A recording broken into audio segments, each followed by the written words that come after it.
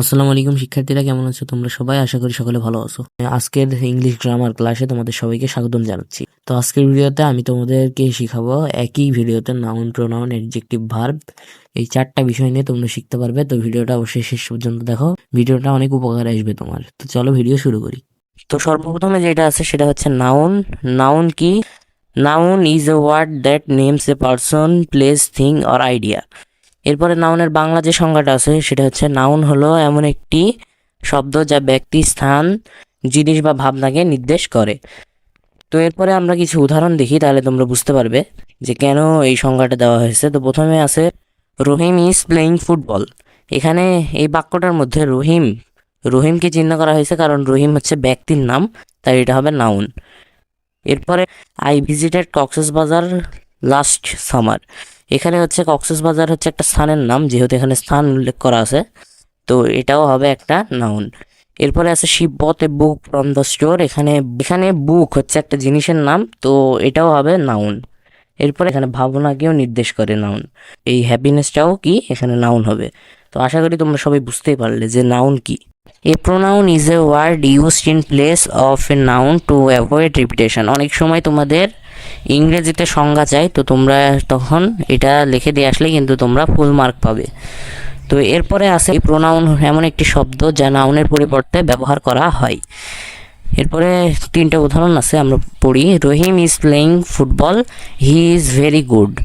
আগে নাউন হিসাবে এখানে কি বসছে? রহিম বসছে, তো এখন হচ্ছে হি, কারণ রিপিটেশন দূর করার জন্য এখন এখানে বসবে কি হি।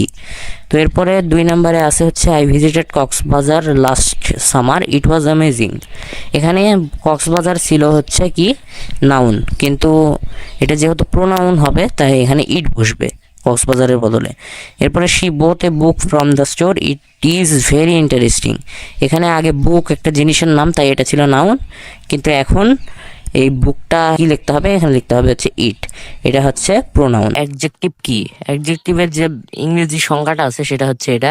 অ্যাডজেক্টিভের ইংরেজি সংজ্ঞা এটা তোমরা নিজের মতো করে মুখস্থ করে নেবে, একটু পড়ে নেবে এটা। আর হচ্ছে বাংলা সংজ্ঞাটা আমি তোমাদের বুঝিয়ে বলি। বিশেষণ হলো এমন একটি শব্দ যা বিশেষ্য বা সর্বনাম বা নাউন বা প্রোনাউনে অবস্থা, গুণ বা সংখ্যা প্রকাশ করে। এগুলোকে বলে কেমন, মানে জিনিসটা কেমন, কতগুলো আছে বা কোনটি, এগুলো প্রকাশ করে। তো এখানে যদি আমরা উদাহরণ দেখি, এক্সাম্পল, তাহলে আমরা দেখতে পাবো she has a beautiful dress. এখানে ড্রেস হচ্ছে নাউন, এটা যেহেতু একটা পোশাকের নাম তাই এটা নাউন, কিন্তু এটাকে সুন্দর প্রকাশ করছে, তাই বিউটিফুল হবে কি এখানে অ্যাডজেক্টিভ। এরপরে 2 নম্বরে যদি আমরা আসি, তাহলে এখানে আমরা দেখতে পাবো তাহলে দ্য স্কাই ইজ ব্লু। এখানে আকাশটা নীল, স্কাই হচ্ছে নাউন, স্কাই কি নাউন, আর নাউনকে নীল প্রকাশ করছে, এটা হচ্ছে কি অ্যাডজেক্টিভ।